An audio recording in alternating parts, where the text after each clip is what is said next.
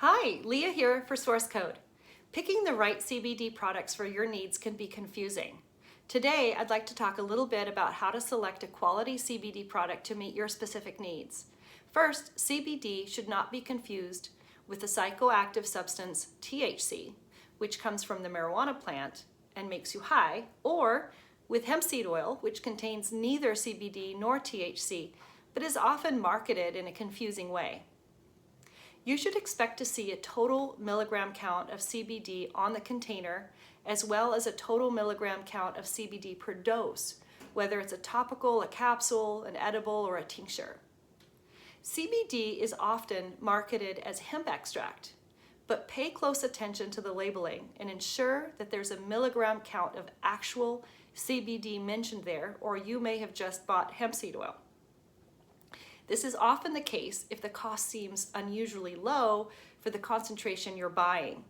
If it sounds too good to be true, it probably is. Hemp seed oil is often marketed in the 3,000 milligram to 10,000 milligram concentration range per bottle. CBD you'll often find in much lower concentrations, anywhere from about 250 milligram to 3,000 milligram per bottle. Although it doesn't always protect the quality of your purchase, you should also be looking for some mention of COAs, or certification of authenticity, available. There are several types of CBD available on the market. Isolate-based CBD is just the pure CBD molecule with everything else stripped out. It tends to have a very little flavor, and it's often the most pleasant to take orally, which should always be sublingual or under the tongue for the optimal absorption.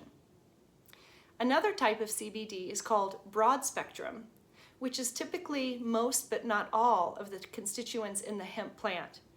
Broad spectrum tinctures will vary in what they contain, so read the label carefully. Finally, we have full spectrum, or all of the constituents in the hemp plant, which research shows tends to work most effectively of the three, especially for pain management. Now let's talk about dosage and the types of CBD needed. As far as tincture goes, if you're treating a smaller pet, that 250 milligram bottle might do just fine. If you're treating occasional anxiety or stress, 1,000 milligram per ounce might be your ideal strength. But if you're dealing with chronic pain in any form, examples being fibromyalgia, rheumatoid arthritis, or ongoing pain from an injury or surgery, you need to be aiming at that 2,000 milligram per ounce strength to deal with that. If it's a chronic pain-related disease you're dealing with, you also need to be using a full spectrum option versus an isolate. Research supports that trace THC and the other minor cannabinoids, terpenoids, and flavonoids that make up a full spectrum hemp product work together to manage chronic pain better. Now let's talk about topicals. In order to really move the dial on pain, a topical needs to have at least trace full spectrum in it and have at least 1,000 milligram per 2 ounce bottle strength in our experience.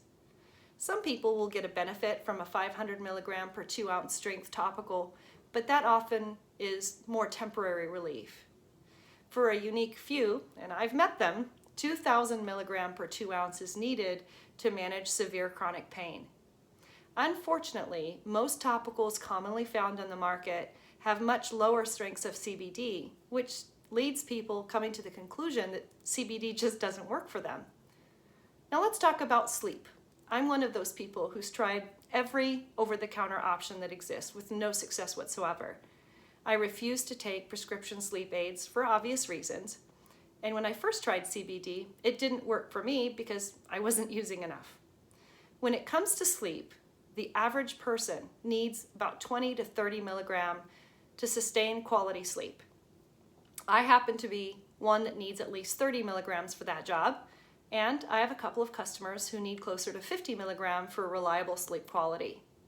The type of CBD doesn't appear to matter for sleep or for anxiety in our experience. Isolate-based CBD appears to work just as well as full spectrum for those needs, whereas chronic pain and virtually all topicals need to have at least trace full spectrum in them to be most effective. Hopefully that was helpful. Thanks for hanging out with me today, and have a healthy day.